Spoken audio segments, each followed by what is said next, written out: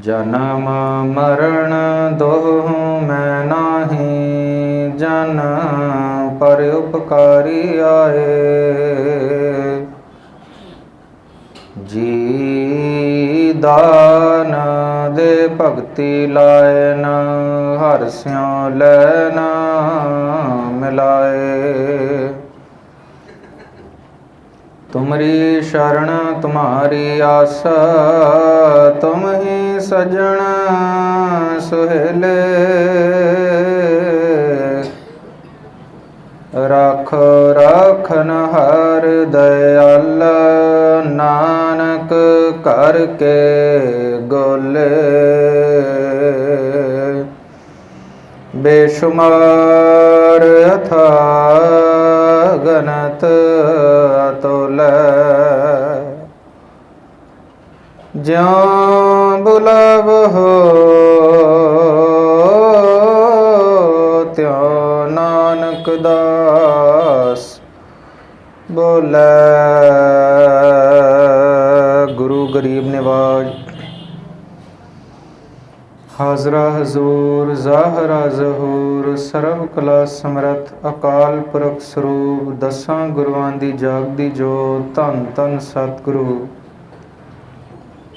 ਸਾਹਿਬ ਸ਼੍ਰੀ ਗੁਰੂ ਗ੍ਰੰਥ ਸਾਹਿਬ ਜੀਆਂ ਦੀ ਪਾਵਨ ਨਿੱਘੀ ਗੋਦ ਦਾ ਰੰਗ ਰਸ ਮਾਣ ਰਹੇ ਗੁਰੂ ਪਿਆਰ ਵਾਲਿਓ, ਗੁਰਮਤਿ ਗੁਰ ਸ਼ਬਦ ਵਿਚਾਰਾਂ ਆਪ ਜੀ ਦੇ ਸਨਮੁਖ ਭੇਟ ਕਰਾਂ। ਅਦਬ ਸਹਿਤ ਸਤਿਗੁਰਾਂ ਦੀ ਬਖਸ਼ੀ ਫਤਿਹ ਗਜਾਈਏ ਜੀ। ਵਾਹਿਗੁਰੂ ਜੀ ਕਾ ਖਾਲਸਾ, ਵਾਹਿਗੁਰੂ ਜੀ ਕੀ ਫਤਿਹ। बड़े पावन पवित्र दिहाड़े, गुरमत मारतंड अजोके युग दे भाई गुरदास पंथ रतन ज्ञानी संत सिंह जी मस्कीन की मीठी याद में मैंने अपनी उम्र में उनके दीदार तो नहीं करे। मैं बहुत छोटा था, 10-12 साल का था जब वो रुखसत हो गए संसार से। पर हमारे घर में वो तब भी जीवित थे, वो आज भी जीवित हैं। बोले सो निहाल। मुझे याद है हम छोटे थे, ETC पंजाबी चैनल पे उनकी कथा आती थी रोज़ाना। वो माता जी चलाया करते थे, हम सुना करते थे। नींद में भी उनकी कथा सुनने का इतना रस था कि वो नींद खराब नहीं होती थी जब कथा चलती थी। बहुत भला लगता था। इतना आकर्षण उनके बोलों में था कि उनके रुखसत होने के बाद उनको जानने की इच्छा मेरे अंदर पैदा हुई। संसार से उनके चले जाने के बाद सुबह भी कुछ विचारें मैंने अपने जीवन से, कुछ निजी अनुभव जो मस्कीन साहिब से रिलेटेड है बताई थी। इत्तेफाकन बात थी कि मस्कीन साहिब संसार से चले गए। उनके प्रति मेरा प्यार तब उमड़ा, तब पैदा हुआ कि जाने तो सही है, इतना खूबसूरत आकर्षित बोलने वाले विद्वान जिनके अंतिम संस्कार पर राई फेंकने की जगह नहीं थी। लाखों के हिसाब से लोग गए हुए थे। टेलीविज़न पर देखकर हमारा तो दिमाग हिल गया, इतनी दुनिया उनसे प्रेम करती थी। फिर उसके बाद उत्सुकता बढ़ी उनको जानने की। उनकी कुछ किताबें मेरे पास खुद ही आ गई, कोई प्रेमी दे गया। मैंने मांगी नहीं, केवल हृदय में तांग थी उनको जानने की, गुरमत को और गहराई से जानने की। मैं किताब पढ़ी मैंने और अच्छा लगा। पहली किताब जो मैंने उनकी पढ़ी थी वो थी जीवन वृत्तांत ज्ञानी संत सिंह जी मस्कीन। उन्होंने अपने हाथ से लिखी ऑटोबायोग्राफी, अपना खुद का जीवन जो उन्होंने खुद लिखा था, वो किताब मैंने पढ़ी और मैं हैरान रह गया वो किताब पढ़कर। कैसे 12 साल का बच्चा 1934 में जन्मा, पाकिस्तान बन्नू ज़िले में। ये 12 साल के बच्चे ने पार्टीशन देखा है। पिताजी का नाम है करतार सिंह, माताजी का नाम है राम कौर। अब करतार के घर में और राम के घर में तो एक संत नहीं पैदा होना था, नाम रखा है बेटे का संत सिंह। मस्कीन बाद में पंथ ने उनको लक़ब दिया। 12 साल के थे तो देश विभाजित हो गया। अलवर राजस्थान में आपने पूरे परिवार के साथ ठिकाना किया। वहाँ पर छोटी छोटी नौकरियाँ मस्कीन साहब ने बचपन में ही करी। चाइना डिश की फैक्ट्री में काम किया, पियून लगे एक सरकारी दफ्तर में, रेलवे का इंजन चलाना सीखा, ड्राइवर लगे, पर मन कहीं नहीं लगा इनका। हर बार नौकरी छोड़ के आ जाएं, पढ़ाई छोड़ के आ जाएं, मन नहीं लगता, इसलिए मैं नहीं बना पिताजी, ये मेरा मन नहीं लगता। माताजी तो गुस्सा करते थे, पर कहते हैं, किताब में लिखते हैं, मेरे पिताजी ने कभी आवाज़ ऊंची नहीं करी थी मुझ पर। जब तीसरी चौथी बार पढ़ाई भी छोड़ा है, नौकरी भी छोड़ा है, तब पिताजी कहते हैं कहीं मन नहीं लगता तो करेगा क्या। कहते पिताजी ने आवाज़ ऊंची करी, मेरा तो दिल टूट गया। उसी दिन घर छोड़ दिया। 12 साल के बच्चे ने उसी दिन घर छोड़ दिया कि मेरे माँ बाप परेशान होते हैं, बार बार कहते हैं तू कथा नहीं, काम नहीं, पढ़ाई नहीं, कोई नौकरी नहीं कर सकता तो क्या करेगा। अब कथा करेगा ये तो वो तब नहीं बता सकते थे, खुद को ही नहीं मालूम था, छोटे से बच्चे थे। अपना झोला लेकर 12 रुपए झोले में एक कुर्ता पजामा और एक कशहरा ये लेकर ट्रेन में बैठ गया। 12 साल का लड़का, मन नहीं लग रहा है, घर छोड़ दिया। रात को माँ बाप के पांव छूकर दिल्ली पहुंचे हैं। अलवर से ट्रेन में बैठकर सीसगंज साहिब गुरुद्वारे में जाकर रो पड़े हैं। मैंने घर भी छोड़ दिया, पता भी नहीं है आगे कहाँ जाना है। 12 साल के बच्चे ने वहाँ पर कहते हैं गुरु तेग बहादुर साहब आपके दर पे आए हैं, आप ही बताएं अब क्या करना है। 3 दिन वहाँ रुककर आगे बॉम्बे, इंदौर, देश की अलग अलग शहरों में आप गए। वहाँ पर लगभग 13 साल के हुए थे तो एक गुरुद्वारे में जाकर कहते हैं मुझे कथा करनी है। 13 साल का बच्चा कह रहा है कथा करनी है। सुबह भी हमने बात करी, वो जो गुरुद्वारे की प्रधान एक बीबी जी थी, वो कहती तू क्या कथा करेगा, चल तेरे को 5 मिनट दे देंगे, सुबह बोल लियो। नित्यनेम के बाद जब 5 मिनट मस्कीन जी बोले तो पीछे से उसने इशारा किया और बोल ले। 5 मिनट बोला है 13 साल का बच्चा पहली बार जीवन में, तो पीछे से इशारा हुआ और बोलो। 5 मिनट और बोले तो इशारा हुआ और बोलो। कितनी कशिश रही होगी इस 13 साल के बच्चे की कथा में कि वो प्रधान जी कह रही हैं और बोलो। कहते हैं पहली बार मैंने आधा घंटा कथा करी, बस फिर उसी गुरुद्वारे के होकर रह गए। कई महीने वहाँ कथा करी, वहाँ से भी मन उचाट हो गया, इसलिए भी नहीं बना मैं। मस्कीन जी टिकने के लिए नहीं बने थे, एक जगह बैठने के लिए नहीं बने थे। जैसे गुरु नानक साहब ने उदासियां की, पूरे संसार में भ्रमण किया, उनके सिखों को भी उन्होंने यही कहा कि उजड़ जाओ, टिकना नहीं है कहीं। वहाँ से गए, उन्होंने देश विदेश में सिक्खी का वो प्रचार किया जो आम प्रचार से बड़ी दूर था। मुझे एक अलग चीज़ उनके प्रचार में ये मिली, मस्कीन साहब को सुनने से पहले और सुनने के बाद मैं एक निर्णय पर पहुंचा हूँ। आज तक मुझे बहुतात्म प्रचारक और कथावाचक ये मिले हैं जो बता रहे हैं ये नहीं करना, ये नहीं करना, ऐसा नहीं करना चाहिए। सिक्खी को गोलकों को चिमड़ गए हैं, मेंबर खा गए हैं गुरुद्वारों को, लड़ाइयाँ हो रही हैं, विकार कमा रहे हैं, ये कुछ नहीं करना चाहिए। पर ये कोई नहीं बता रहा करना क्या चाहिए। मस्कीन साहब ये बता के गए, सारी उम्र यही बताते रहे। जितना सिमरन और नित्यनेम पे मस्कीन साहब ने जोर दिया, आज भी कोई उतना जोर नहीं दे रहा है। सबका जोर है बाहरी रूप सुधारने में, सबका जोर है गुरुद्वारे अच्छे बनाने में, बनने भी चाहिए, पर सबका जोर सिर्फ यहीं तक है, बाहरी दिख अच्छी हो। नित्यनेम नाम सिमरन से तो सगों तोड़ रहे हैं, ये बाणी उनकी नहीं है, ये बाणी ये मत पढ़ें, ये मत पढ़ें, तोड़ा जा रहा है। मस्कीन साहब ने ताउम्र जोड़ा, ताउम्र। सिमरन करना है, करना है, करने से खुदा मिल जाएगा। ये बात मैंने मस्कीन साहब से सीखी, बस फिर गांठ बांध ली कि जब भी प्रचार के लिए बैठे, मैंने सुबह भी बताया कि प्रचार मेरी फील्ड नहीं है और ना थी। सदगुरु अपना हाथ रख के खुद ले लेते हैं सेवा। टीचर की नौकरी लगी थी मेरी, किसी ने आकर, वो एक मैम रिटायर हुए थे, कहते हैं आपकी कथा रखवा दी है हमने गुरुद्वारे में, गुरु अमरदास जी का प्रकाश पर्व है। अब मुझे इस चीज़ में डाउट है, या तो गुरु अमरदास जी का प्रकाश पर्व था या संग्राम थी, इन दोनों में से कोई एक चीज़ पहले थी। उस गुरुद्वारे में 2 कथाएं थी। तो मैंने कहा मैं तो बोल नहीं सकता संगत के आगे, मेरे में तो कॉन्फिडेंस नहीं है इतना। अरे नहीं नहीं, हमने रखवा दिया, कथा रखवा दिया। अब जैसे तैसे कथा समाप्त करी, मैं डर गया बहुत ज़्यादा कि क्या बोला मैंने हड़बड़ाहट में, क्या नहीं, कितना गलत बोला होगा। मैं गुरुद्वारे से, स्टेज से उठा और भागा बाहर को कि आज के बाद गुरुद्वारे नहीं आऊँगा कभी। मुझे बिठा दिया ऊपर, ना मुझे एक अक्षर आता है, मैं क्या बोलूँ। सारे हफ्ते मैंने किताबें काली कर दी, लिख लिख के गुरु अमरदास जी के बारे में क्या बोलना है, और स्टेज पे बैठते ही सफा चट सब भूल गया। पर कथा करके तो मैं बहुत डर गया, इतनी संगत बैठी हो और बोलना ही कुछ ना है। बोलना तो खैर अभी भी नहीं आता, सदगुरु कृपा करते हैं, खुद बुलवा लेते हैं।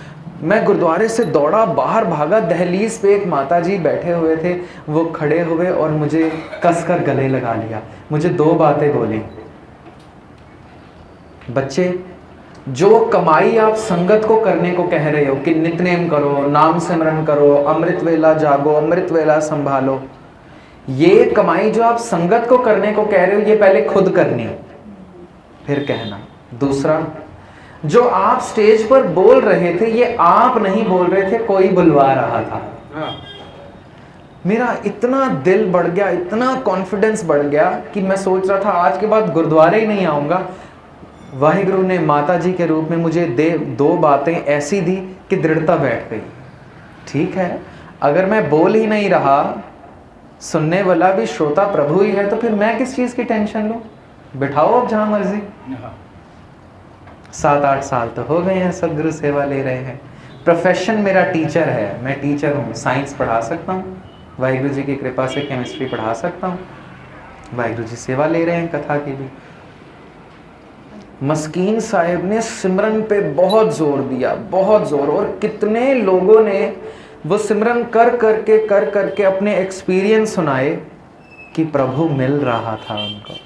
मस्कीन साहब ने अपनी कथा के दौरान भी बहुत सारा कुछ वाक्या बयान करा कि लोगों ने सिमरन किया तो वो यहाँ पहुँच गए, वो यहाँ पहुँच गए। मैं भी सोच रहा हूँ कभी ना कभी तो पहुँच जाएंगे। एक बात से शुरू करते हैं। एक टैक्सी ड्राइवर रोज़ाना गुरुद्वारे साहिब सुबह 3 बजे आके माथा टेकता था। मस्कीन साहब की उस गुरुद्वारे में कथा थी एक बार।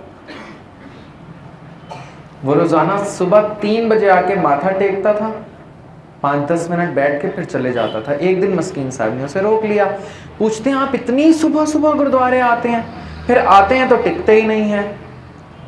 कहते हैं कि मस्कीन जी मैं ना टैक्सी ड्राइवर हूँ, तो मेरी माता ने बताया हुआ है कि गुरुद्वारे जाना होता है। मुझे नहीं पता कि क्यों जाना होता है, क्या फ़ायदा है गुरुद्वारे आने का, आकर क्या करना है। हाँ, हम छोटे थे तो मम्मी ने बताया था कि माथा टेक के जाना होता है, तो हम माथा टेक के चले जाते हैं, फिर सारे दिन मैं टैक्सी चलाता हूँ। मस्कीन साहब कहते हैं फिर तू ऐसा कर कि कल से आधा घंटा सिमरन करके आया कर गुरुद्वारे, फिर चाहे यहाँ मत बैठ, पर आधा घंटा सिमरन करके आया कर। तूने वैसे भी माथा टेक के ही निकलना है, सिमरन करके आया कर। तो प्रथम तो उसने कुछ मिनटों से, चंद मिनटों से शुरू करा सिमरन, और वो 3:30 आना शुरू हुआ गुरुद्वारे। कुछ दिनों में उन्होंने गुरुद्वारे बैठना शुरू कर दिया, माथा टेक के चले जाते थे, बैठना शुरू कर दिया। कुछ दिनों में कुछ दिन ऐसे गुजरे, मस्कीन साहब कहते हैं 10-15 दिन गुजरे, वो गुरुद्वारे अंदर घुसा तो उसके चेहरे पर इतना नूर था, इतना नूर कि मैं ही ना देख सकूं उसका चेहरा। कह रहे मैं दंग रह गया, लगाया क्या है इसने चेहरे पर।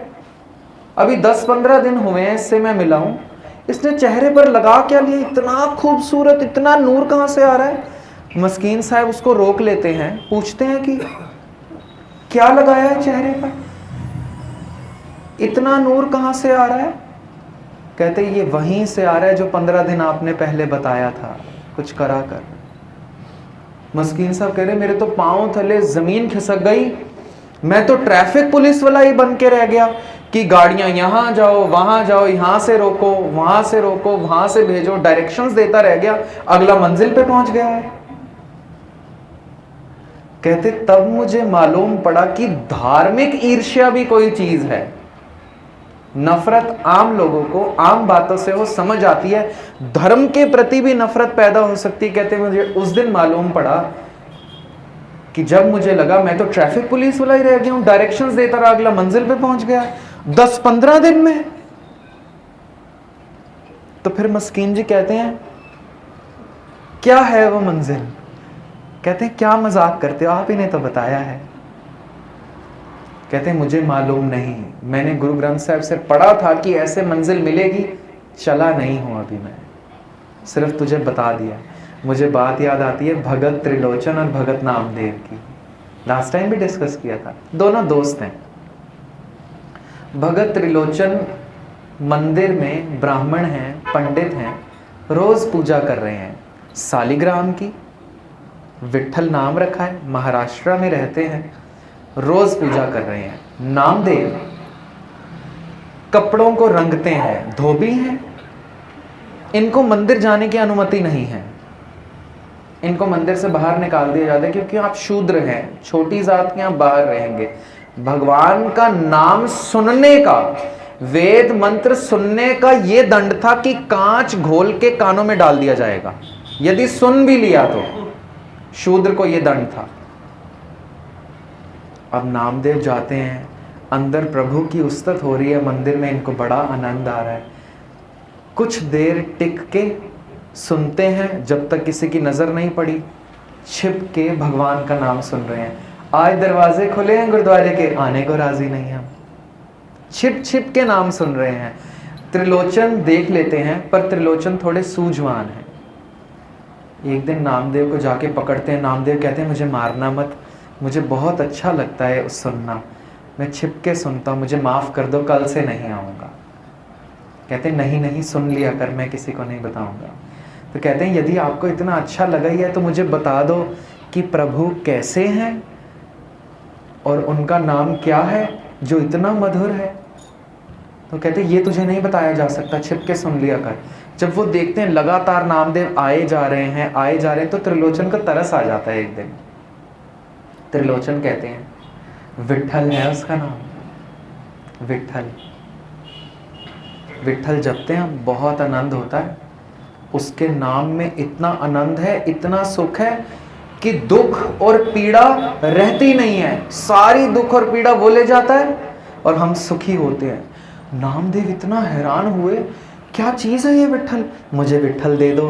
भोले थे, नहीं पता था कि भगवान हमें बना रहे हैं, सोचते हैं भगवान मिल जाएगा। त्रिलोचन उठा के पत्थर कपड़े में लपेट कर नामदेव को दे देते हैं, ये विट्ठल है, मेरा पीछा छोड़। करना क्या होता है? कुछ नहीं करना। सुबह भगवान को भोग लगाना है, रोटी खाने से पहले फिर रोटी खानी है। जब प्रभु मिल जाते हैं फिर सुख ही सुख है, उसकी भक्ति करनी है। अब नामदेव जी क्योंकि सीधा स्वभाव था, वो सोच बैठे कि ठीक है ये खाएंगे तो मैं खाऊंगा। वो थाल परोस कर सुबह अच्छी चौकी पर रखकर उस पत्थर को सोच रहे हैं यही प्रभु है, विट्ठल है। बैठ गए हैं भक्ति करने और अब थाल परोस दिया है, मुझे खाना खाना है, प्रभु खाइए तो मैं खाऊं। सोच बैठे हैं कि उनके मंदिर में तो खाते ही होंगे। अब बैठे हैं, देख रहे हैं खाना कब खाएंगे, वेट कर रहे हैं, आए नहीं आप, आवाज लगा रहे हैं। पत्थर के पास जाकर कह रहे कान तुम्हारा कहाँ है, मैं तुम्हें बताऊं, आओ विट्ठल खाना खाओ, भोग लगाओ। अब पत्थर कैसे खाएगा खाना? उनको नहीं पता था कि खाना सिर्फ पत्थर को छूना होता है, भोग लगाना ये है, पानी ऊपर डालना है, भोग लगाना ये। वो तो समझ बैठे कि आएंगे और खाएंगे, सीधा स्वभाव है। बैठ गए हैं, रोना शुरू कर दिया। मुझे तो लगता था प्रभु किसी से वैर विरोध नहीं करते हैं, मैं छोटी जात का हूं ना, आपके मंदिर नहीं आने देते हैं मुझे, तभी आप खाना नहीं खा रहे। भूखे मत रहिए, मैं दूसरे कमरे में चले जाता हूँ, आप खा लीजिए, मैं देखूंगा नहीं, फिर मैं आऊँगा, मुझे भी तो भूख लग रही है। दूसरे कमरे में चले जाते हैं, छिप के देखते हैं खाया कि नहीं खाया, नहीं खाया। ब्रेकफास्ट का टाइम निकल रहा है, कह रहे मुझे भूख लग रही है, खाओ, मैं भूखा मर रहा हूं। नहीं खाया। लंच का टाइम आ गया, दिन चढ़ गया, ना नामदेव काम पर गए हैं ना खाना खाया, भूख से बिल्ला रहे हैं। दिन चढ़ गए, कहते क्या बात है, आप तो खा ही नहीं रहे, त्रिलोचन को बुला के लाऊं, खा लोगे? बात कर रहे हैं विट्ठल से, त्रिलोचन को बुला के लाता हूं, शायद आप खा लो।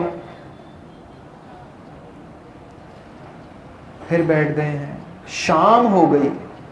कहते हैं अच्छा तो आप ढीठ हैं, तो आपको भी क्या पता कि मैं कितना ढीठ हूं, मत खाइए, आप भूखे बैठे हैं ना सुबह से, मैं भी भूखा रहूंगा, तब तक खाना नहीं खाऊंगा, मर जाऊंगा जब तक आप नहीं खाते। पूरा दिन खाना नहीं खाया नामदेव ने, पानी भी नहीं पिया, क्योंकि विट्ठल नहीं खा रहे हैं। बैठ गए हैं भक्ति में, पुकारता हूं तुझे, शायद मैंने नाम सही नहीं सुना होगा, विट्ठल ही बोला था, विट्ठल विट्ठल विट्ठल विट्ठल बोल रहे हैं, बोले जा रहे हैं। आओगे ना? थोड़ी थोड़ी देर बाद देखते हैं, पूछ रहे हैं खाना ठंडा हो रहा है, फिर मुझे कहोगे खाना ठंडा परोसा है। विट्ठल सारी रात भक्ति में गुजर गई है। हालांकि कबीर साहब लिख रहे हैं भूखे भगत न कीजै, ये माला अपनी ली जाए, पर यहां तो भूखे भगत हो रही है, यहां भावना प्रधान है। नहीं खाता, तू ढीठ है तो मैं भी तेरा ही बच्चा हूं, मैं भी ढीठ हूं, नहीं खाऊंगा। बैठ गए हैं विट्ठल विट्ठल करने। एक दिन भक्ति करिए नामदेव ने, याद रहे सिर्फ एक दिन, पर वो एक दिन ऐसी भक्ति है कि मान ही लिया कि पत्थर ही गुरु है, यही भगवान है। हालांकि पत्थर भगवान है, गुरु साहब ऐसा नहीं मानते, पर नामदेव तो भोले हैं, उन्होंने मान लिया। सारी रात भूख को नजरअंदाज करके नामदेव विट्ठल विट्ठल विट्ठल पुकार रहे हैं। कमजोरी आ रही है शरीर में, भूख भी लग रही है, आंसू भी हैं, वैराग भी है कि मेरी कितनी छोटी जात है कि तू मुझे दर्शन नहीं दे रहा है। कहते कि क्यों शूद्र जात में तूने मुझे पैदा किया, यदि लोगों ने मुझे मारना था, फिटकारना था, मुझे पैदा ही क्यों किया इस जाति में तूने? सूद सूद कर मार उठायो, कहां करूं बाप बीठुला, शब्द पढ़ेंगे, बातें कर रहे हैं। कहते मुझे कहते हैं शूद्र है, शूद्र है, मैं क्या करूं इसमें, तू बता मुझे, मेरी मर्जी थी इस मां की कोख से जन्म लेना।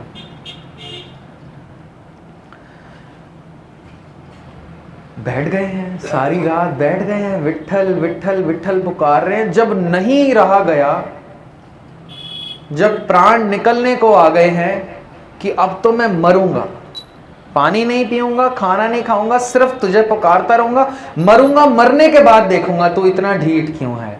अब ये भी यकीन कर बैठे मरने के बाद मिलेगा। गुरु ग्रंथ साहब ये भी नहीं मानते हैं कि मरने के बाद मिलेगा, बिल्कुल नहीं मानते हैं। कहते जीते जी नहीं मिला प्रभु तो मरने के बाद नहीं मिलेगा। यदि मरने के बाद मिलता होता तो फिर मंदिर मस्जिद गुरुद्वारे बने ही क्यों हैं? जो नहीं पूज रहे हैं भगवान को, एक दिन वो भी मरेंगे, फिर उनको भी मिल जाएगा, नहीं मिलेगा। मुए हुए जो मुक्त देहोगे, मुक्त न जाने कोयला। गुरु ग्रंथ साहब कहते हैं अगर मरने के बाद तूने मुझे मुक्ति देनी है, आग लगा ऐसी मुक्ति को, जीते जी मुक्त कर, तब तो मैं मानूं कि तू कुछ है। प्राण निकल रहे हैं पर जबान नहीं छोड़ रही, क्या कहना? विट्ठल विट्ठल। प्राण निकलने की कगार पर है, पुकार रहे हैं विट्ठल। सामने से आवाज आती है तू कौन रे, कौन है तू? एकदम चकमा खाते हैं, कहां से आवाज है? देखते हैं जहां पर पत्थर रखा था वहां पर तो कोई और बैठा है। दंग रह जाते हैं, पूछ लेते हैं प्रभु तू कौन रे, कौन है तू? हड़बड़ाहट में कहते हैं मैं जी, मैं हूं। यकीन रखते हैं कि मुझे जानता होगा, तभी नाम नहीं बताते हैं। आगे से प्रभु कहते हैं नामा, नामदेव ते हो जी, खाओ। खाते हैं रोटी, कहते शुक्र है तुमने खाई, मुझे बहुत भूख लग रही थी। खुद भी खाना खाते हैं। मासूम इतने अभी भी नहीं पता खुदा क्या है, कहते हैं त्रिलोचन ने कहा था कि आप आएंगे तो मेरी सारी विपदा सारी पीड़ा हर लेंगे। कहते हैं हाँ ऐसे ही करेंगे। कहते फिर सुबह सुबह वो गैया चराने जाना होता है खेतों में, हल जोतने होते हैं, कौन करेगा, आज से तुम ही करो, सारी पीड़ा तुम मेरी ले लो। प्रभु कहते हैं ठीक है जो आपका हो। कुछ दिन नामदेव आराम में, ये ना दुकान पे गए, ना कपड़े रंगे, ना धोबी का काम किया, ना गैया चराने गए, सब काम तो प्रभु कर रहे हैं, विठल कर रहे हैं। ये बैठ के सिर्फ विठल विठल कर रहे हैं। कोई काम हो, विठल विठल, 1 सेकंड से पहले ये काम करो, विठल को नौकरी पर रख लिया है नामदेव ने। एक दिन गुजर रहे हैं, त्रिलोचन देखते नामदेव आया नहीं, बहुत दिन हो गए हैं। नामदेव के पास जाते, क्या हुआ है, तेरे को विठल दिया था, न तूने भक्ति करी, न मंदिर आया, क्या बात है, तू दुकान पर भी नहीं बैठा है। कह रहे मुझसे ना गलती एक हो गई, इतने दिन तो मंदिर बंद रहा होगा।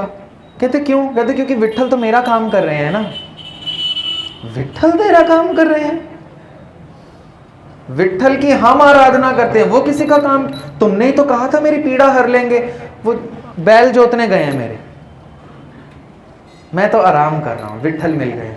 त्रिलोचन सोचते हैं सदमा खा गया है इसको, हम मंदिर नहीं आने देते, पता नहीं सदमा लग गया दिमाग पर, क्या हो गया है। कहते नहीं यकीन, तुमने ही तो बताया था विठल आते हैं तो विपदा हर लेते हैं। चलो, वो जाते हैं खेत में, हल खुद जुत रहा है, खुद चल रहा है हल, जमीन खुद बन रही है, गोडी हो रही। वो कहते हैं कौन चला रहा है हल, कह रहे विठल तो खड़े हैं, तुम्हें दिख नहीं रहे। अब त्रिलोचन नामदेव के पांव पर गिरते हैं, मैंने केवल जबानी तुझे बताया था कि विठल ऐसे मिलते हैं, तूने ले लिया है, तूने ढूंढ लिया है, अब मुझे बता कि वो कैसे मिलते हैं। अब नामदेव विठल को कहते हैं कि आप मुझे मिल तो गए हैं, पर यदि त्रिलोचन ना बता दे तो आप ना मिलते, इसको भी दिखाओ, अपने दर्शन दो अलौकिक, इसकी भी पीड़ा हर लो, इसको भी बहुत काम होता है। तो विठल कहते हैं जिस वैराग से, जिस भावना से, जिस प्रेम से आपने मेरी भक्ति करी थी, त्रिलोचन को समझाओ उतनी ही भावना, उतना ही प्रेम, उतना ही वैराग यदि इसके हृदय में उत्पन्न होगा, मैं इसको भी दिख जाऊंगा। सारी खेल भावना की है, साच कहो सुन ले हो सब, जिन प्रेम कियो तिन ही प्रभ पाए। भावना प्रधान है सिक्खी में, और ये भावना कई गुना ज्यादा हो जाती है जब हम संगत रूप में बैठते हैं। सतगुरु क्या कहते हैं, जिन हरजन सतगुर संगत पाई, तिन तोर मस्तक लिख्या लिखास। जो संगत में आके प्रभु के गीत गाता है, उसकी विचार सुनता है, वो कई गुना मल्टीप्लाई होके उसको वापस मिलती है। बिन भागा सत्संग न लभै, बिन संगत मैल भरी जय जियो। सदगुरु ने संगत को इतनी महानता दी, मैं हैरान होता हूं। इस्लाम धर्म के वीर बहन हैं, 5 वक्त नमाज पढ़नी है उन्होंने, लाजमी पढ़नी है 5 वक्त। हमें तो 2 वक्त संगत का है, वो भी हम आलस कर जाते हैं। मैं फिर विनती करूं, नामदेव के लिए मंदिर के दरवाजे बंद थे, छिप छिप के नाम सुनते थे। आज गुरु घर के दरवाजे खुले, लोगों ने अपने बंद कर लिए हैं। यहां पे तो माइक लगा दिए, दूर दूर तक आवाज जाए, पर लोगों ने कमरे बंद कर लिए, आवाज अंदर ना आ जाए। संगत की इतनी महानता है कि सदगुरु ने लिख दिया है, विच संगत हर प्रभ वसै जियो। यदि प्रभु को मिलना ही है तो संगत में आओ, ढूंढ ले। आपको पता है पति पत्नी का रिश्ता क्या मायने रखता है सिख धर्म में? ओशो को मैं पढ़ रहा था, रजनीश ओशो, उसने हर धर्म की धज्जियां उड़ाई। जैन धर्म का वो खुद था, उसने जैन धर्म को भी नहीं छोड़ा। 2 धर्मों पर आकर वो रुका है, एक बौद्धि और दूसरा सिख। कहता है मैं हैरान होता हूं गुरु नानक साहिब को पढ़कर। आधे धर्म कह रहे हैं काम को छोड़ दो, कामना, डिजायर्स, इनको छोड़ो, काम से ऊपर हो, काम युक्त हो। मतलब एक पुरुष है तो औरत की तृष्णा न रखे, एक औरत है तो पुरुष की तृष्णा न रखे, ये काम है। काम छोड़ो, आधे धर्मों ने ये कहा। आधों ने ये कहा कि काम को इतना भोग लो, इतना भोग लो कि तृष्णा खत्म हो जाए खुद ही। सदगुरु कहते हैं ऐसी खत्म हो सकती नहीं है। ओशो कहते हैं मैं हैरान होता हूं गुरु नानक साहिब को पढ़कर, ये काम को न छोड़ते हैं न पकड़ते हैं। कहते बीच का ऐसा रास्ता ढूंढा है, गृहस्थ भी बता दिया है कि कामना की पूर्ति भी रहे और बाहर कहीं विकार भागे भी ना, इस धर्म पर आकर वो रुका है। मैं हैरान होता हूं गुरु नानक साहब पर। पति पत्नी का रिश्ता गुरु नानक साहब सिर्फ बच्चे उत्पन्न के लिए नहीं देते हैं। पता है क्या कहते हैं? तन पिर ए न आखियां बहन इकट्ठे होए। कहते तन औरत पिर पति, पति पत्नी उनको मत मानो जो इकट्ठे रहते हैं एक घर में, एक छत के नीचे, एक साथ अपना खाना, अपना बसेरा एक साथ मिल बांट कर यूज कर रहे हैं। पति पत्नी वो नहीं है। तन पिर ए न आखियन बहन इकट्ठे होए, जो इकट्ठे रहे वो मियां बीवी नहीं है। एक जोत दोए मूर्ति तन पिर कहीं है सोए। कहते पति पत्नी वो हैं, शरीर दो हो पर दोनों के अंदर खुदा की जोत एक जल रही हो। पति पत्नी का महज रिश्ता इसलिए है कि जब मैं वाणी उच्चारण कर रहा हूं, जब पाठ कर रहा हूं और मेरी पत्नी साथ में हो तो मुझे संगत मिल जाए। और कहते हैं जिथे दो उथे रब वसदा है। एक से दूसरा प्राणी भी अगर साथ में बैठा है ना भक्ति करने, तो कहते हैं दूसरा आदमी नहीं होगा, वो प्रभु ही होगा। ये रिश्ता है पति पत्नी का। ये पढ़कर ओशो के कपाट खुल गए थे, कमाल हो गई। पति पत्नी का रिश्ता और किसी ने तो ऐसा नहीं बयान किया। एक जोत दोए मूर्ति तन पिर कहीं है सोए। संगत का ये लाभ है। सदगुरु कहते हैं यदि तुझे बाहर कहीं संगत नहीं मिल रही तो पति पत्नी के साथ बैठ, भाई बहनों के साथ बैठ, माँ बाप के साथ बैठ। पर यहां पे तो हमें खूब संगत मिल रही है, आके ही हम राजी नहीं है। प्रभु संगत में यकीनन बैठे रहते हैं। कलगीधर जी जब शरीर करके जा रहे हैं तो भाई दया सिंह ने पूछा यदि आपको देखना हो, आप गुरु ग्रंथ साहब को तो गुरु बनाकर जा रहे हैं, पर आप ही को देखना हो फिर? तो कहते हैं जब आप संगत में आएंगे, माथा टेक कर फतेह बुलाएंगे, जब संगत की तरफ दाहिनी और बाहिनी और देखकर फतेह बुलाएंगे तो बीच में बैठा मैं दिखूंगा। संगत से कहीं ओले नहीं होते हैं। संगत में सदैव गुरु बैठे हैं, सदैव। और यदि हम संगत ही नहीं कर रहे हैं तो फिर हमने वो साखी सुनी है, गुरु नानक देव जी वो काजी के पास से गुजर रहे हैं, वो कहता है कि मैंने सुना है कि आप मानते हैं दोनों धर्म बराबर हैं, हिंदू भी और मुसलमान भी। कहते हैं हाँ बराबर है। कहते फिर हमारे साथ नमाज पढ़ेंगे? गुरु साहब कहते क्यों नहीं पढ़ेंगे? पढ़ेंगे नमाज। जाते हैं नमाज पढ़ने मस्जिद में, काजी भी नमाज पढ़ रहा है और जो शाहूकार है वो भी नमाज पढ़ रहा है। काजी और शाह दोनों नमाज पढ़ रहे हैं। नमाज में सिजदा करते हैं, मतलब सर झुकाते हैं। काफी बार सर झुकाना होता है, फिर बैठना होता है, फिर उठना होता है। ये नमाज पढ़ते जितनी बार सर झुका रहे हैं, दोनों की नजर पीछे है। पीछे कौन खड़े हैं? गुरु नानक देव जी महाराज। ये देख रहे हैं नमाज पढ़ता है कि नहीं। नहीं झुके, एक भी सिजदे में नहीं झुके। नमाज पूरी हुई, आक्रोश में आकर गुरु साहब को कहते हैं सब ढोंग था, सब ढोंग कहना कि हिंदू मुसलमान बराबर हैं। आप नमाज के एक भी सिजदे में नहीं झुके, हमने देखा आपको, आपने नमाज नहीं पढ़ी। गुरु साहब कहते हैं नमाज आपके साथ पढ़ने आया था, आपने भी तो नहीं पढ़ी। आप पढ़ते तो मैं साथ में पढ़ लेता। कहते कमाल हो गई, कितने सिजदे हमने करे, कितनी बार हम उठे, कितनी बार अल्लाह की इबादत में बैठे हैं, हमने तो नमाज पढ़ी है। कहते काजी जी आपके घर में वो जो बच्ची दी है, वो जो बछेरी हुई है, अभी नवजात है, वो कुएं के पास बंदी है। आपका तो सारा ध्यान था कहीं कुएं में ना गिर जाए। आप यही सोचते रहे नमाज खत्म हो तो जाऊं कहीं वो कुएं में ना गिर जाए, नई बच्ची पैदा हुई है अभी। तो काजी तो मायूस हो जाते हैं, ध्यान तो मेरा वही था। तो वो शाह कहते मेरे साथ पढ़ लेते। कहते वो काबुल से जो घोड़े आए हैं वो बाजार में कोई और ना खरीद ले, आपका तो सारा ध्यान था वो घोड़े खरीदने नमाज के बाद। एक बछेरी का ध्यान देता रहा और एक घोड़े ही खरीदता रहा, मैं किसके साथ नमाज पढ़ता? संगत, किसके साथ नमाज पढ़ता? दोनों कदमों में गिर गए। मैं हैरान होता हूं, गुरु ग्रंथ साहिब जी के पास यदि कोई हिंदू चले जाए, कभी नहीं कहेंगे आ तेरे को सिख बनाऊं। कोई मुसलमान चले जाए, कभी नहीं कहेंगे आ तेरे को सिख बनाऊं। हमने सुना है पंजाब में, हिंदुस्तान के कई इलाकों में पैसा देकर धर्म बदलवाया जा रहा है। कुछ विचार देकर, कुछ तलवार रखकर धर्म बदलवा लेते हैं। गुरु साहब के पास यदि कोई गैर धर्म का है तो कहते हैं आ मेरे बच्चे तेरे को सच्चा हिंदू बनना सिखाऊं। मुसलमान पैदा हुआ, आ मेरे प्यारे तेरे को सच्चा मुसलमान बनना सिखाऊं। गुरु साहब कहते हैं, ये नहीं कहते तेरे को जपजी साहब सिखाऊं, कहते तेरे को नमाज पढ़ने का तरीका सिखाता हूं। नमाज तो तूने पढ़ी नहीं। खूब इसी तरह जब जगन्नाथ जाते हैं पुरी में, उड़ीसा, तो वो कहते हैं कि आप कहते हैं कि हिंदू मुसलमान बराबर हैं? कहते हैं हाँ हम कहते हैं बराबर हैं। आप मानते हैं हिंदू बराबर है? कहते हैं हाँ। आरती करेंगे हमारे साथ? क्यों नहीं करेंगे, करेंगे आरती।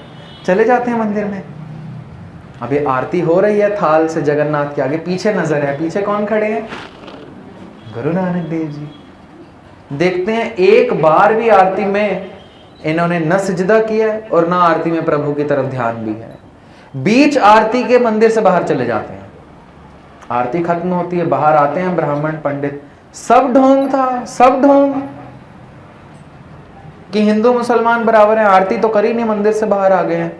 कहते किसकी आरती करता? आप कह रहे थे जगन्नाथ की आरती हो रही है, जगन्नाथ की। कहते हाँ जगन्नाथ की तो आरती है। तो कहाँ है जगन्नाथ? तो मुझे दिखे नहीं। कहते वो जो आगे थे वो जगन्नाथ ही तो थे मूर्ति। कह रहे जगन्नाथ का मतलब है जगत का नाथ, जगत का ईश्वर।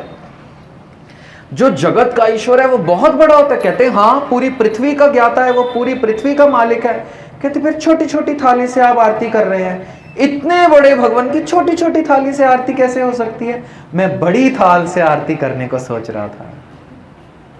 छोटे छोटे 2 दिए आपने रख लिए, मैं बड़े दिए ढूंढ रहा था जिससे जगन्नाथ की आरती हो सके।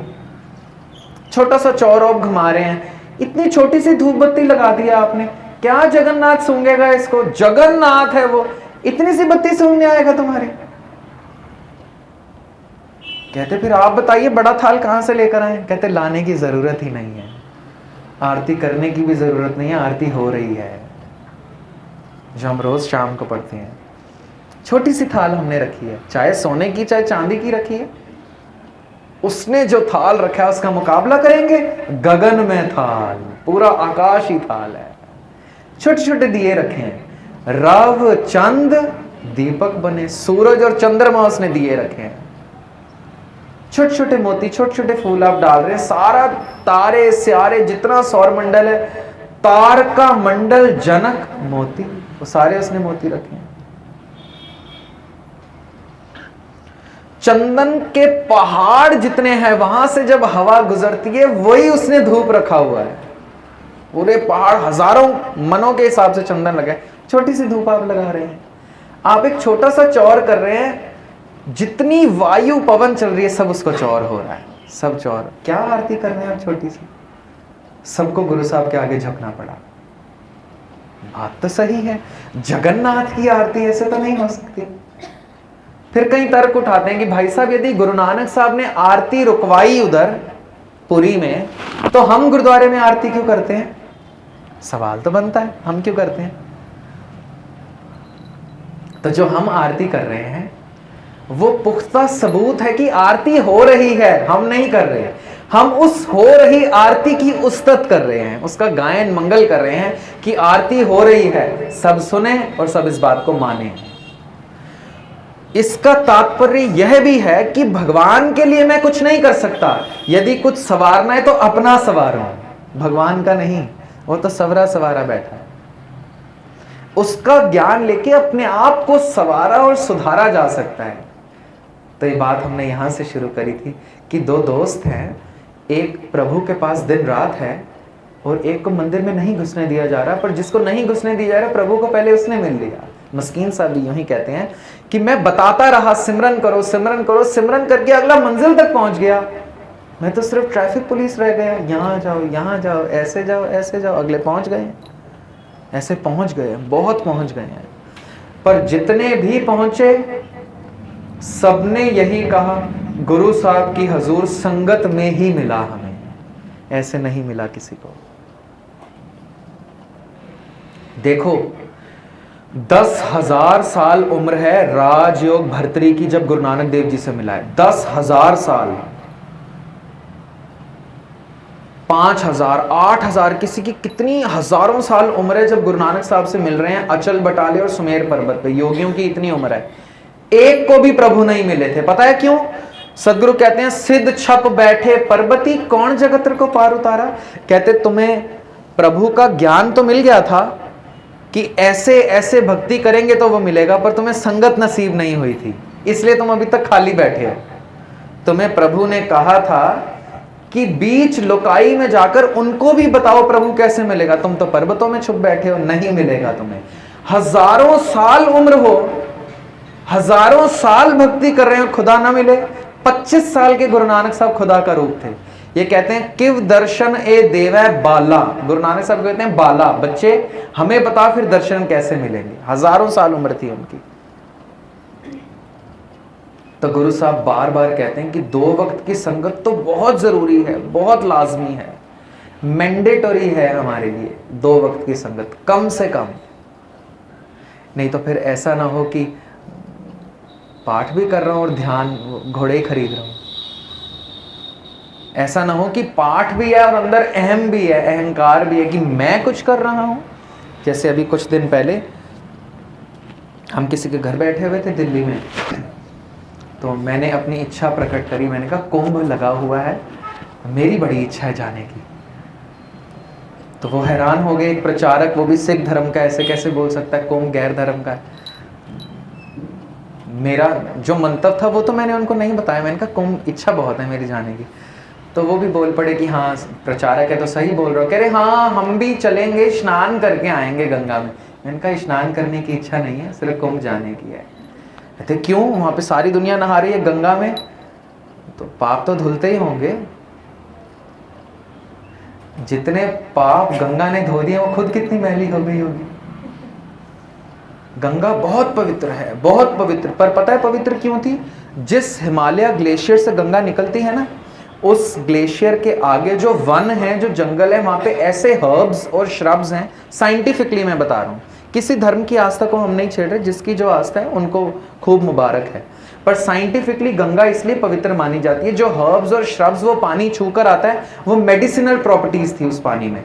हमने वो लाशें, वो गंदगी डाल डाल कर सारी प्रॉपर्टी बेकार कर दी, सारी खराब कर दिया हमने। गंगा इसलिए पवित्र मानी जाती थी कि इतना मेडिसिनल पानी था कि यदि कोई बीमार आदमी उसका पानी ले ले तो तरोताजा हो जाता था, बीमारी ठीक हो जाती थी। पर इसका अर्थ ये नहीं कि मेरे पाप धुल जाएंगे गंगा में जाने से। सदगुरु ने कितनी निखेधी करी है। कहते हैं परिये हाथ पैर तन दे, पानी तो होता है उतरस के। हाथ पांव पे मिट्टी लग जाए, पानी से मिट्टी उतर सकती है। कहते हैं इतना पानी काम कर सकता है। मूत पलीती कपड़ होए दे साबुन लइया तो है। कहते कपड़े गंदे हो जाए, मल मूत्र से भीग जाएं, उसको आप यकीन नहीं करते कि सिर्फ पानी धो देगा। उस पे क्या लगाते हैं? साबुन लगाते हैं, सर्फ लगाते हैं, डिटर्जेंट लगाते हैं। एक मैले कपड़े को आप यकीन नहीं कर रहे कि पानी धो देगा, आपको साबुन की जरूरत है। मैले विचारों को पानी धो देगा? क्वेश्चन गुरु साहब ऐसे रेज करते हैं। मैला कपड़ा आप खाली पानी से नहीं धो रहे हैं, मैला मन आप सोच रहे हैं पानी धो देगा मेरे विचार। पर यह मत पापा के संग, पापा नाल मत भरी जाए, ओ तो पे पानी के रंग नहीं है, ओ तो पे नाम है, नाम के रंग से उतरेगी मैल। चलो एक हिंदू सन्यासी की बात सुना देता हूँ, स्वामी राम तीर्थ, जिन्होंने नाम सुना है। बहुत महान रूप, बहुत महान पंडित, बहुत महान विद्वान हुए हैं। सन्यासी थे, हिंदू धर्म के बहुत बड़े प्रतिष्ठित पंडित थे, जिनको सारा हिंदू धर्म सनातन झुकता था। हरिद्वार बैठे थे एक दिन, कुछ लोग गंगा में स्नान करने आए।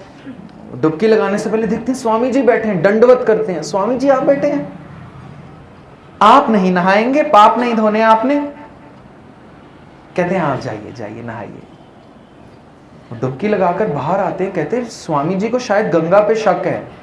जो मुझसे उलझने आएंगे इस कथा के बाद कि गंगा पे आपने क्वेश्चन कैसे रेज किया, हमने कोई क्वेश्चन नहीं रेज किया, गुरु की बात रखी है। जिसकी श्रद्धा उनको मुबारक, जो श्रद्धा जिसकी है उनको मुबारक। मंजिल एक है, खुदा को मिलना है, मार्ग अलग अलग हो सकते हैं। स्वामी जी की बात सुना रहा हूं, वो कहते हैं कि आप आए नहीं डुबकी लगाने, आपको यकीन नहीं है गंगा पाप धोती है? कहते नहीं नहीं, गंगा पाप धोती है, धोती है। खुश हो गए, स्वामी जी ने कहा पाप धोती है, अब तो 100% यकीन हो गया, यकीनन पाप तो धुल गए। जाने लगे तो स्वामी जी कहते हैं बात तो पूरी सुन के जाओ। कहते हाँ जी बताएं। कहते गंगा में डुबकी लगाने से पाप धुल जाते हैं सारे, पर डुबकी लगाने के बाद जब बाहर आएंगे तो दुगने और चिपक जाते हैं।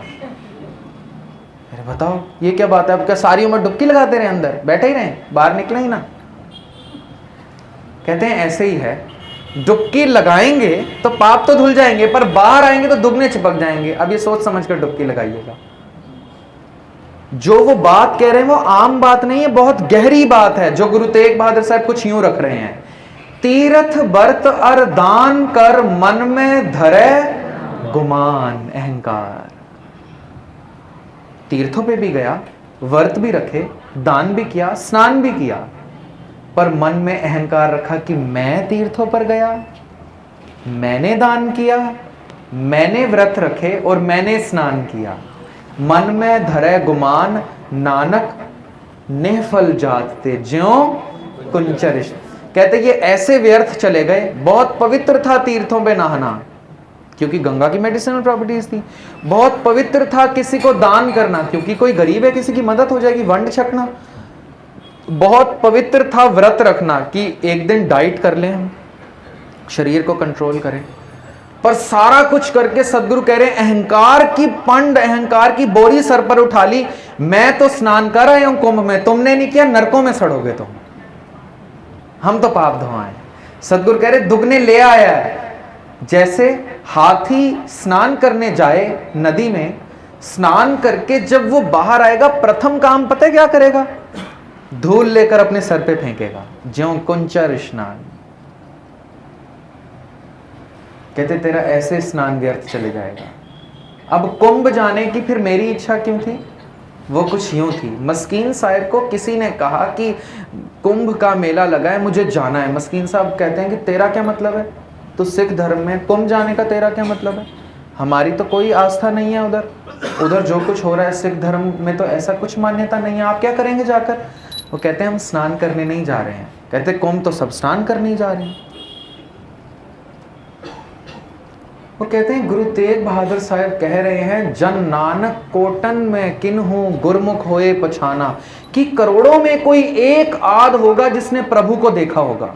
करोड़ों में कोई एक आध, नामदेव की तरह जो उनके मार्ग पर चल के प्रभु को देख लिया, मिल गए प्रभु से, आनंद ही आनंद है। कहते गुरु तेग बहादुर साहब कहते हैं करोड़ों में कोई एक आध होगा जो प्रभु से मिला होगा, उस करोड़ों में एक आध के दीदार करने में कुंभ जा रहा हूं। क्या पता प्रभु तरस करे, 40 करोड़ लोग आ रहे हैं, क्या पता उनमें एक तो हो जिसने खुदा को मिला हो। यकीनन कोई गारंटी नहीं कि आए, पर यदि कोई आ जाए तो उसकी क्या पता धूल मेरे माथे पर भी लग जाए। ये किसी की मंशा थी जाने की, बड़ी पवित्र मंशा है। खैर मस्कीन साहब ने उनको जो जवाब दिया वो कुछ यूं, कहां करोड़ों में तुम किसी एक आध को ढूंढते रहोगे, वो एक आध खुद ही बन जाओ। बोले सोनिहार, क्योंकि ये छूट सबको है खुदा हो जाने की। करोड़ों में कोई एक आध होगा जो जाके प्रधानमंत्री के साथ जाके चाय पी लेगा, राष्ट्रपति के साथ खाना खा लेगा। करोड़ों में कोई एक आध होगा, सारे तो नहीं पी सकते चाय। प्रधानमंत्री चाय बेच सकते हैं पर सारे पी नहीं सकते उनके साथ। राष्ट्रपति के साथ सारे बैठकर खाना नहीं खा सकते हैं, हमारी इतनी अप्रोच नहीं है। पर सबको ये हक भी नहीं है कि सब प्रधानमंत्री या राष्ट्रपति बन जाएं, पर खुदा को मिलने का हक सबको है। कहते कहां तो करोड़ों की जद्दोजहद में ढूंढता फिरेगा, किसको खुदा मिला है, मैं ढूंढूं उसको, फिर उसकी धूड़ मस्तक पे लगाऊं, फिर उससे रास्ता पूछूं कि कैसा है, तो खुद हो सकता है। सबको छूट दी है खुदा हो जाने की, कम की तो बात ही नहीं है। कहते तो खुद हो, फिर लोगों को बताता फिर कि कैसा दिखता है। यही हो जाने हम आए। छूट सबको है। अभी बच्चों का प्रोग्राम था तो मैं बच्चों से ये पूछ रहा था कि छुपन छुपाई खेलते हैं बच्चे, हाइड एंड सीक? कहते हाँ खेलते हैं हम भाई साहब।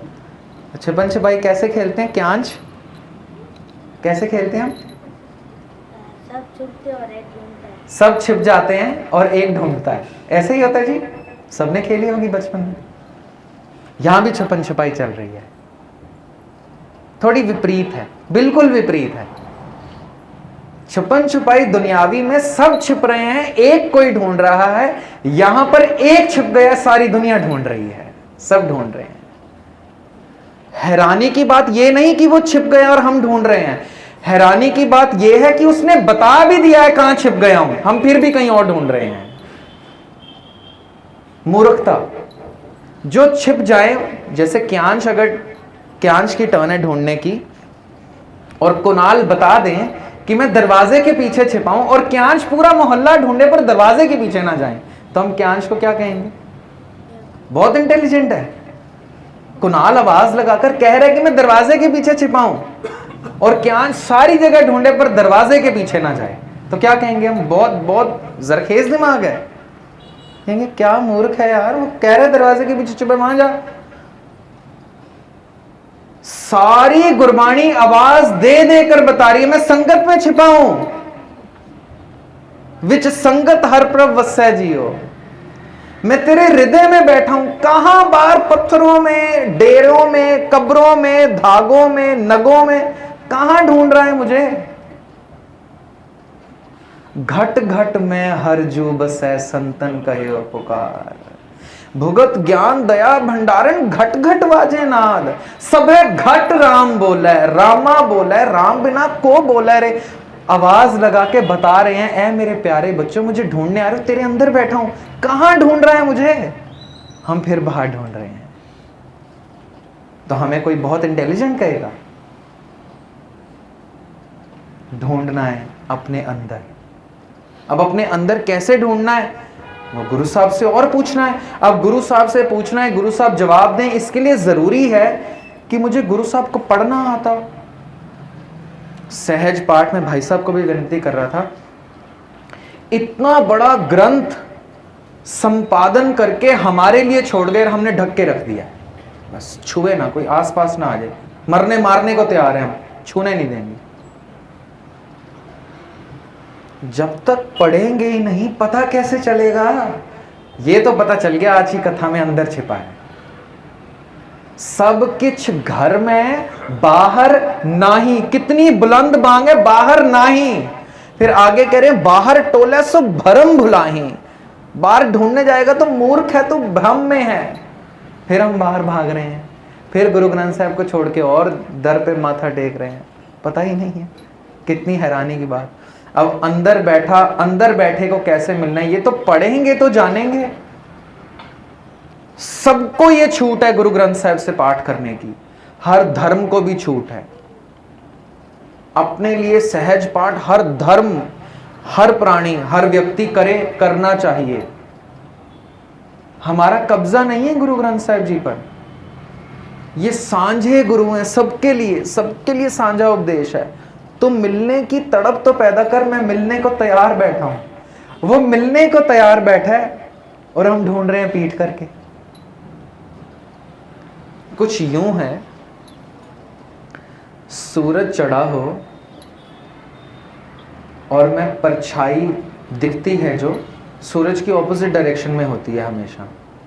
बच्चों ने भी पढ़ा होगा, शैडोज, अगर एक कैंडल है उसके आगे कोई ऑब्जेक्ट रख देंगे तो ऑब्जेक्ट के पीछे शैडो बनेगी, लाइट के ऑपोजिट डायरेक्शन में शैडो बनती है, परछाई। अब मैं परछाई की तरफ मुड़ जाऊं, लाइट मेरे पीछे हो तो परछाई मेरे आगे है। अब मैं सोचूं परछाई को पकड़ लूंगा और भागूं परछाई के पीछे, जितना जितना मैं भागूंगा वो मुझसे और दूर भागती जाएगी। ऐसा ही होगा, ऐसा ही होगा जी। अब मैं सिर्फ टर्न कर लूं सूरज की तरफ और सूरज की तरफ दौड़ूं तो पता क्या होगा? परछाई मेरे पीछे पीछे भागेगी। ये बहुत छोटा सा पहलू है। हम जिन चीजों के प्रति दौड़ रहे हैं ना, वो हम कभी नहीं पकड़ पाएंगे, वो हमसे आगे दौड़ती रहेंगी। माया, गाड़ी, अच्छी नौकरी, अच्छी जायदाद कभी नहीं ले पाएंगे। यदि ले भी लिया तो बहुत कुछ, थोड़ा बहुत। इसी के विपरीत यदि खुदा की तरफ भागना शुरू कर देंगे तो ये सारी चीजें पीछे भागनी शुरू हो जाएंगी। एक शब्द सुना देते हैं, ब्रह्म बिंदे तिसदा ब्रह्मत रहे एक शब्द लिवलाए। यदि एक शब्द की तरफ तू सुरत जोड़ ले तो क्या होगा, नव निधियां 18 सिद्धियां पीछे लगियां फिर हैं जो हर हृदय सदा वसाए। 9 तरह के खजाने, 18 तरह की शक्तियां तेरे पीछे भागती फिरेंगी। फिर ठुकराते हैं सिख ऐसी शक्तियों को। गुरु साहब कहते हैं मरना मंजूर है, करामात दिखानी नहीं। ठुकरा देते हैं। कितना आनंद होगा जिसके पीछे दुनिया भाग रही है, वो ठुकरा रहे हैं, यानी आनंद किसी और चीज में। उदाहरण दे दूं, 1 करोड़ रुपए में रस है हमें, हाथ खड़े कराएंगे सबको ही होगा। कोई करोड़पति भी बैठे होंगे, मैंने सुना है गुजरात में बड़े बड़े बिजनेसमैन हैं। चलो 1 अरब रुपए, $1 ट्रिलियन, इतना अभी किसी के पास नहीं है। इसमें तो सबका रस होगा, सबको है। पर किसी को $1 ट्रिलियन दे दूं और वो कहे कुछ भी नहीं है और मुझे भक्ति करनी है, तो ये कुछ यूं होगा कि 1 रुपए में रस है आपको, 1 रुपया कमाना है, एम है 1 रुपया कमाना है एक दिन। ऐसा किसी को रस नहीं है। पता है क्यों? 1 रुपए से कई गुना ज्यादा हमारे पास पड़ा हुआ है, इसलिए 1 रुपए में हमें रस नहीं है। खुदा का प्रेम कुछ यूं है कि प्राण भी उसके आगे 1 रुपए से ज्यादा नहीं है। प्राण भी निकलते हैं तो निकल जाए, रस कुछ और आ रहा है उस वक्त। तो उस रस में फिर विनती करूं, फिर आग्रह करूं कि कहां 1 करोड़, कहां 40 करोड़ लोगों में उस एक को ढूंढने जाएगा जिसने खुदा ढूंढा है, जिसने खुदा के दीदार करे। खुद ढूंढ ले खुदा को, खुद हो जाए खुदा। ऐसी छूट गुरु साहब सबको देते हैं, सबको। और मुझे लगता है अपने पूरे जीवन में मस्कीन साहब ने सिर्फ यही प्रचार किया। खुद तो वो खुदा तक पहुंच गए, जैसे मैंने उनके आखिरी बार की वार्ता आपके साथ साझी करी थी कि वो लेडी फ़ोन करके पूछती हैं कि आपको खुदा मिला है कि नहीं, तो कहते नहीं, मुझे तो नहीं मिला, मैं तो मुसाफिर हूँ, राही हूँ, अभी तो ढूंढ रहे हैं, क्या पता तरस करके हमें भी गुरसिक्खी दे, खुदा मिल जाए। तो वो कहती हैं, बात को छोटा करूँ, कहती मेरी आत्मा नहीं मानती कि आपको नहीं मिला। तो फ़ोन रखने से पहले कई घंटों बात हुई, कई घंटे मुकरते रहे, नहीं मिला, नहीं मिला, मुझे कुछ नहीं मिला। तो आखिरी वक्त फ़ोन रखने से पहले जब वो कहती कि मेरी आत्मा नहीं मानती कि आपको खुदा नहीं मिला, तो कहते हैं आत्मा झूठ नहीं बोलती।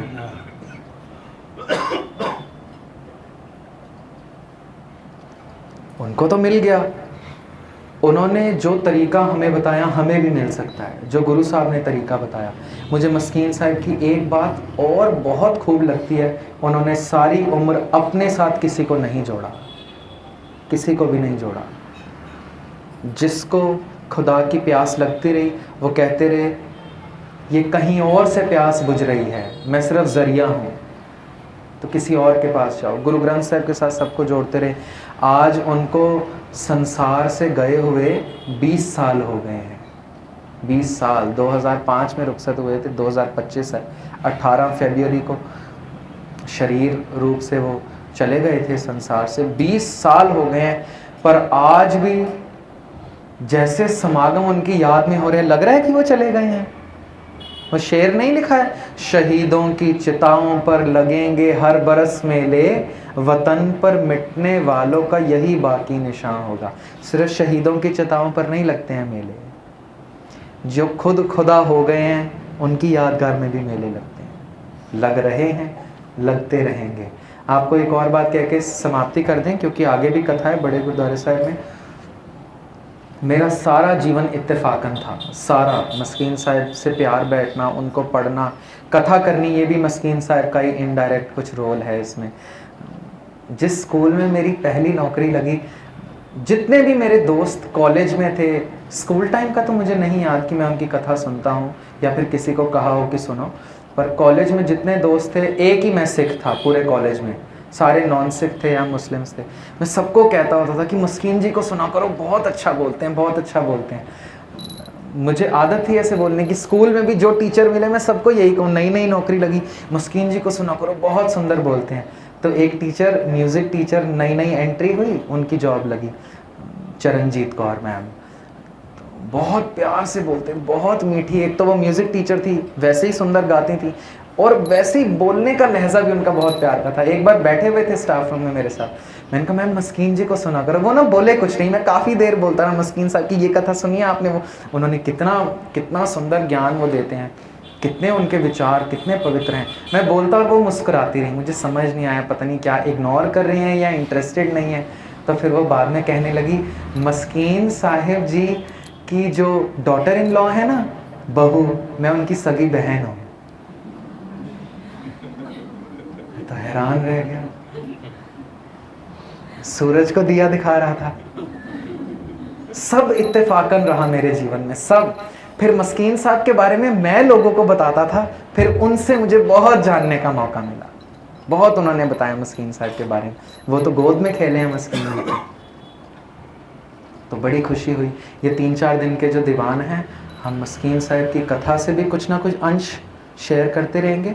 और मैं फिर कहूँ कि हम कुछ और होने आए हैं। जो मस्कीन साहब रास्ता बताकर गए हैं, जो गुरु साहब ताउम्र बता रहे हैं हमें, 550 साल से तो बुलंद बांग दे रहे हैं, खुदा हो जाने आए हैं।